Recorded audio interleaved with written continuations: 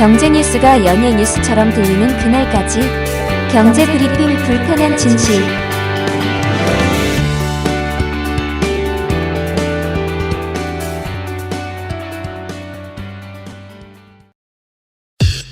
EPD의 픽. 혹시나가 역시나가 됐잖아요. 많은 분들이 저처럼 오늘 새벽에 눈을 뜨셨을 거예요. 저도 이거 좀 기다리다가 잠깐 잠이 들었다가 새벽 3시에 깼거든요. 그런데 3시에 일어나서 스마트폰 확인하자마자 엑스포 유치 실패, 사우디의 석패, 뭐 이런 속보가 나오더라고요. 네. 그래서 아까 깨졌구나. 석패라고 했으니까 이렇게 생각했거든요. 이렇게 생각할 만도 했던 게 정부는 물론 거의 모든 언론들이 박빙이라고 했잖아요. 2차 투표만 가면 뒤집을 수 있다라고 장담을 했죠. 게다가 어제 많은 언론들 이 뉴스 전했잖아요. 우리의 경쟁자 이탈리아의 멜로니 총리가 불참한다. 이 소식을 전하더라고요.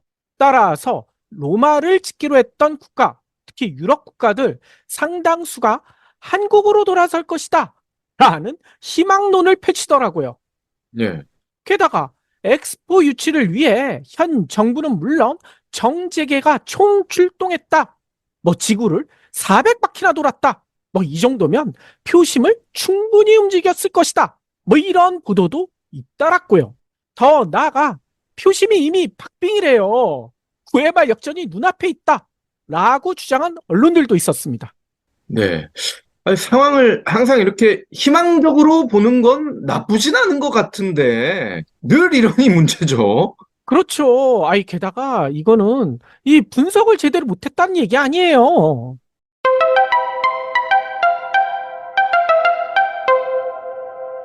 아무튼 다들 아시다시피 막판 대역전, 각본 없는 반전 드라마 당연히 없었습니다. 박빙이라는 정부의 주장과는 달리 또 석패라는 이 속보 제목과는 달리 표차가 무려 90표. 이게 말이 됩니까? 90표라는 엄청난 표 차이가 났거든요. 이 사우디는 1차 투표에 참여한 총 165개국 중 119개국의 표를 얻었어요.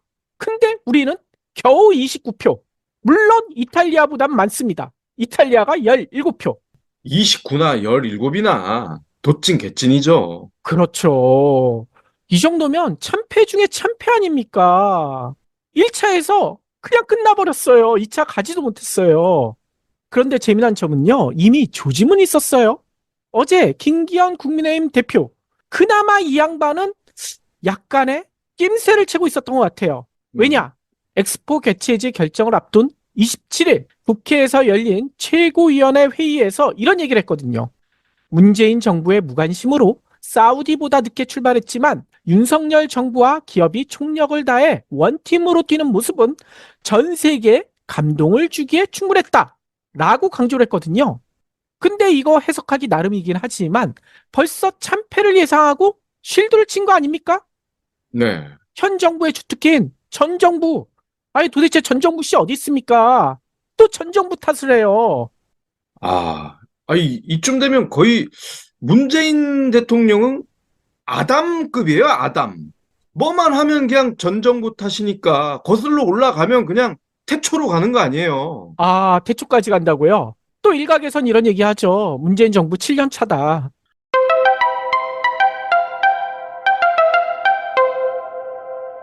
거기다가 이런 탓이 말이 안 되는 게요. 윤석열 대통령, 언론을 향해서 이렇게 주장을 했죠. 역대 어느 대통령보다 해외 순방을 많이 다녔다. 해외 정상들 많이 만났다. 그러면서 순방비도 역대급으로 썼다. 근데 그게 다 엑스포 유치를 위한 것이었다. 라고 얘기했잖아요. 네.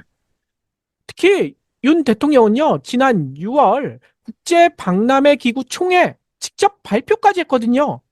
여기에서 해프닝도 있었겠지만 그 얘기는 빼고요. 아무튼 여기서 이렇게 얘기했습니다. 최고의 엑스포를 준비하기 위해 완벽하게 투자해왔다. 완벽이라고 얘기했잖아요. 자기 입으로요. 그래서 완벽하게 졌죠.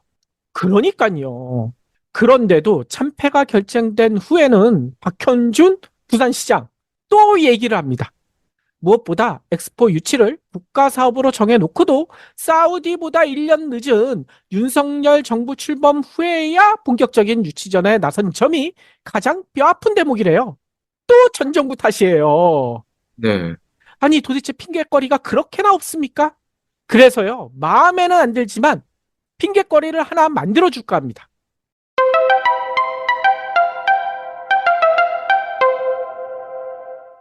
현 정부는요, 부산이 엑스포를 유치하게 되면 무려 61조 원의 경제적 효과가 있다. 뭐 이렇게 호들갑을 떨었잖아요. 뭐 생산 유발 효과가 43조 원, 부가가치 유발 효과가 18조 원, 여기에 고용 창출 효과마저 50만 명. 아니, 부산이 우리나라 제2의 도시잖아요. 근데 최근 들어서 사람들이 자꾸 빠져나가서 활력을 잃고 있다. 부산이 소멸될 위기다. 이런 얘기 많이 나왔었잖아요. 근데 엑스포만 유치하게 되면 다시 도약할 수 있는 기회가 생긴다. 라고 강조를 해왔거든요. 부산만이 아니죠. 61조 원의 경제적 효과가 진짜 있다면 1%대에 불과한 현재 우리나라 경제 성장률. 이것도 상승하지 않겠습니까? 갈수록 침체되는 소비도 살아날 수 있고요. 예. 아, 근데 엑스포 한번 했다고 이런 효과가 진짜 있을까요? 그래서 과거 우리나라에서 열렸던 엑스포, 요거를 좀 살펴봤어요. 물론 과거에 있었던 엑스포는 요번 결정된 엑스포처럼 등록 엑스포는 아니긴 했어요. 하지만요, 1993년 3개월 동안 열렸던 대전 엑스포, 요거 다들 아시잖아요. 저도 요거 구경 갔었거든요. 당시 관람객이 집계된 것만 1,400만 6천여 명이나 됐어요.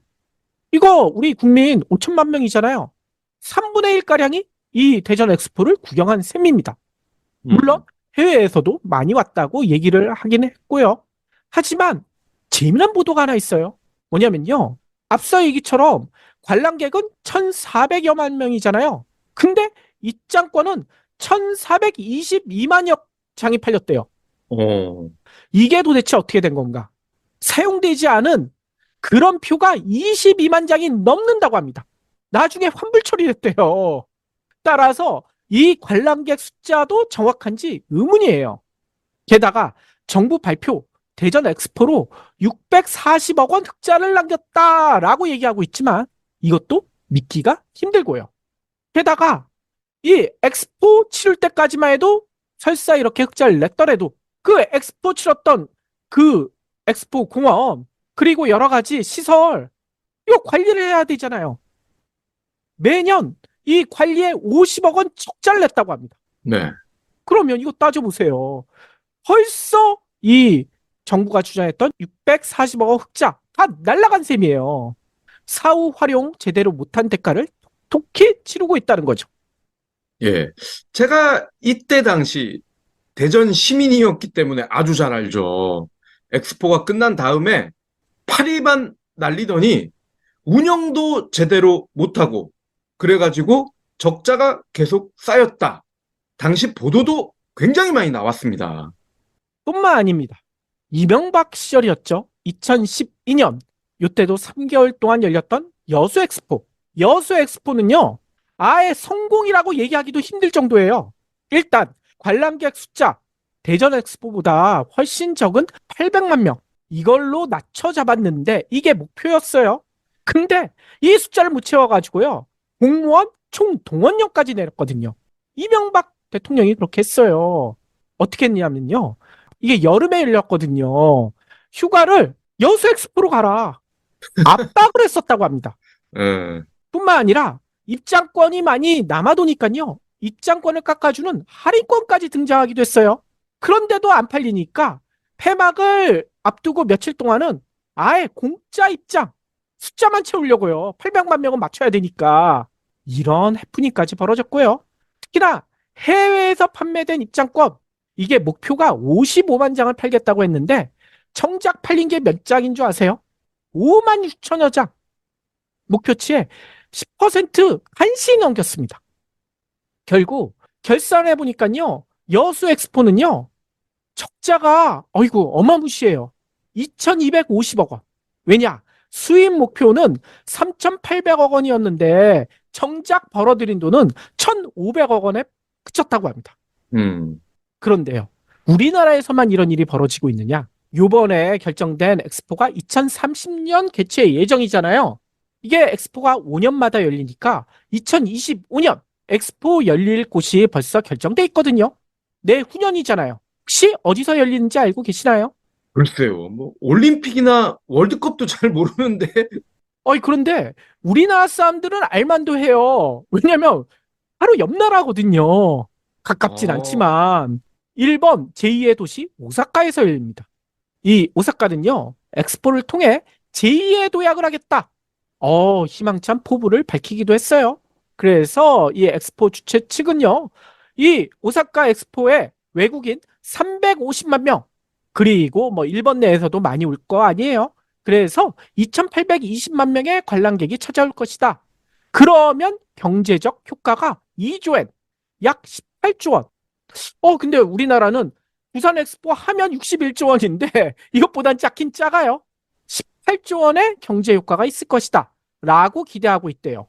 예. 일본도 18조인데 어떻게 부산이 60조가 될 수가 있죠? 그러니까 그걸 잘 모르겠어요. 근데 더 큰 문제는요. 이 18조 원마저도 산산조각 날 처지에 있다고 합니다. 왜냐면요. 오사카 이 엑스포 관련돼 가지고 예산 미리 잡아놨을 거 아니에요. 뭐 시설비랑 뭐 여러 가지 비용 요 정도 쓰겠다 했는데 이게 하다 보니까 계속 늘어나. 당초 계획보다 2배 가까이 늘어나고 있다고 합니다. 한마디로 돈 먹는 하마가 되고 있다는 거예요. 이 일본 언론을 찾아보니까요. 오사카 박람회 당초 예산이 1250억엔 이 정도로 잡았대요. 근데 디자인 설계 변경 뭐 이런 것 등으로 600억엔이 증액이 됐었다고 합니다. 근데 최근에 또 이걸로도 안 돼. 모자라요. 500억엔을 더 늘려달라고 지금 주최 측에서 일본 정부에게 요구하고 있다는 거예요. 그래서 총 비용이 2,350억엔. 당초 계획 잡은 것보다 80% 가까이 늘어났어요. 근데 여기서 멈출까요? 2025년 직전되면 이게 100% 늘어나지 않을까? 뭐 이런 우려도 나오고 있다는 거예요.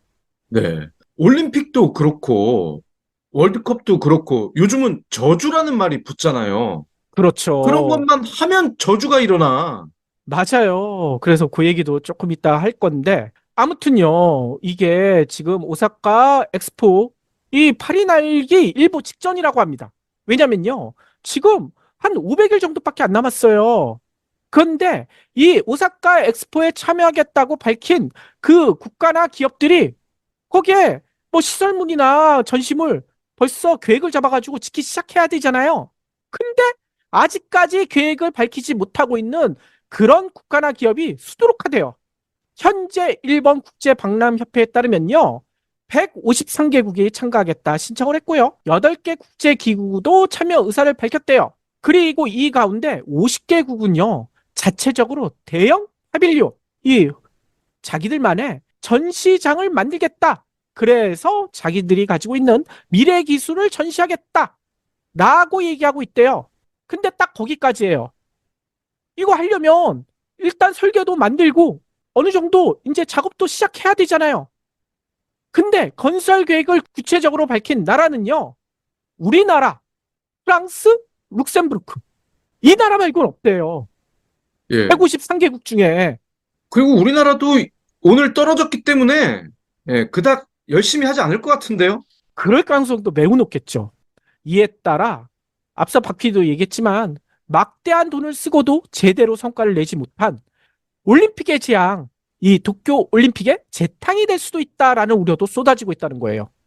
예전에도 한번 알아봤지만 도쿄 올림픽 개최 경비 2019년 말 기준으로 1조 3,500억엔 이 정도 수준이었거든요. 근데 코로나 팬데믹으로 올림픽이 1년 연기됐죠. 그러면서 추가된 경비가 얼마인 줄 아세요? 3조 720억엔. 당초 일본은요, 추가 경비의 일부를 도쿄올림픽 예상 수입으로 충당할 계획이었다고 합니다. 하지만 그때 올림픽 방송 봤잖아요. 이 관중이 없었잖아요. 코로나 네. 때문에. 선수들만 응원할 수 있었죠. 그래서 무관중 개최가 결정되면서 예상 수입 거의 제로가 돼버렸어요. 이에 따라 도쿄올림픽은요, 아직 정확하게 나오진 않았지만 최소 7조 원 이상의 적자가 발생한 것으로 추정되고 있다고 합니다. 어허. 이런 사실이 있기 때문에 지금 일본 야당 난리가 났어요. 일본 정부에 엑스포 비용이 계속 늘어나고 있는데 이거 문제 있는 거 아니냐 집중적으로 따지고 있다고 합니다. 이에 대해 이 윤석열 대통령과 유일하게 친하다시피 한 기시다 후미오 일본 총리 그리고 엑스포를 주최하는 일본 국제박람협회 이런 데에서는 이런 해명을 하고 있다는 거예요. 아니 우리도 이 비용 늘어나는 거 이거 최대로 자제하고 있다. 그렇지만 건설 자재 가격 계속 올라가지 않느냐. 인건비도 계속 올라가고 있다. 어쩔 수가 없다. 불가피하다라고 항변하고 있다는 거예요. 인건비가 올라가는데 왜 일본 국민들 소득은 제자리입니까? 그러니까요. 이 때문에 일본 국민들의 반응 그닥 좋지 않은 상황이라고 합니다. 교토통신이요. 이달 들어서 일본 국민 1,040명을 대상으로 여론조사를 해봤대요. 오사카 엑스포 필요한가요? 근데 무려 68.6%가 필요하지 않아요. 그거 왜 해요? 라고 답했다는 거예요. 오사카 엑스포 해야 된다. 필요하다는 응답률은 28.3%에 그쳤다는 거죠. 예. 이 28%는 아마 이 오사카에서 에어비앤비 하는 분들일 거예요. 아, 그럴 수도 있겠네요. 그래서 여기서 한 가지 의심도 듭니다. 이건 순전히 뇌피셜인데요. 많은 분들 보셨을 거예요. 어제 그리고 그제부터 막판에 일본이 마음을 바꿔서 부산에 투표하기로 했다. 그래서 부산이 막판 역전승이 가능하다. 라는 뉴스가 엄청난 화제였잖아요. 근데 일본이 막판에 왜 마음을 바꿨을까? 너희들도 한번 당해봐라. 이런 심정 아니었을까요? 어허. 아무튼요, 이런 일들이 있기 때문에 저희는요, 부산 엑스포 개최 실패가 오히려 다행이라는 생각까지 듭니다. 현 정부가 총력을 기울여 준비했는데도 실패했잖아요. 근데 만약 이 상태에서 개최권을 획득했다면 잘 준비할 수 있었을까요? 그럴 리가 없죠. 잼버리의 또 다른 버전이 되겠죠. 맞습니다. 전 세계적인 망신을 당한 잼버리. 이 재탕이 될 가능성이 매우 높잖아요. 게다가 이런 의심도 들어요. 현 정부, 우리 개최지 따냈으니까 그걸로 끝. 나머지 우리 정권 때 아니잖아. 다음 정부가 알아서 해. 모든 걸 다 떠넘길 게 뻔해 보인다는 거예요. 네. 왜냐? 지금 엑스포에 투자할 돈이 없어요. 세수가 70조 원 가까이 펑크 났잖아요. 개최지를 따내도 준비할 돈이 거의 없을 수도 있다는 겁니다. 따라서 오히려 개최 실패가 다행이다라는 생각도 들긴 하지만 여기서 걱정되는 점도 있어요.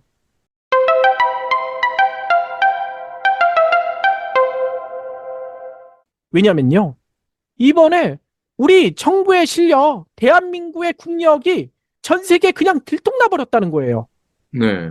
왜냐면 그동안 대한민국은 하계올림픽, 동계올림픽, 월드컵, 수영, 육상, 사격, 세계 선수권, 거기다 잼버리, 그야말로 굵직굵직한 행사 개최지 선정에서 놀라운 성적을 보였잖아요. 대부분 다 개최지로 선정됐죠. 승승장구를 해왔거든요. 그 저력을 이번에도 믿었던 분들이 많으셨을 거예요. 하지만 그 믿음이 무참히 깨져버렸잖아요. 이 윤석열 대통령이 이런 얘기까지 했죠. 직접 150개국 이상의 엑스포 개최지 투표권이 있는 나라의 정상들을 만났다. 그래서 다 설득했다. 라고 본인의 입으로 강조했거든요. 네. 근데 29개국만 설득된 거잖아요. 9회 말 역전이라더니 이거 타율로 따지면 2할도 안 돼요. 1할 9푼밖에 안 돼요. 1할 9푼.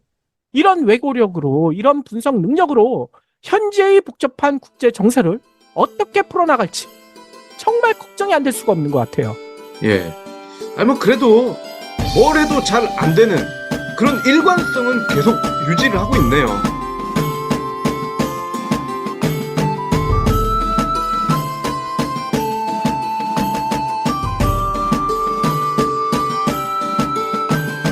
경불진 완주해 주셔서 감사합니다.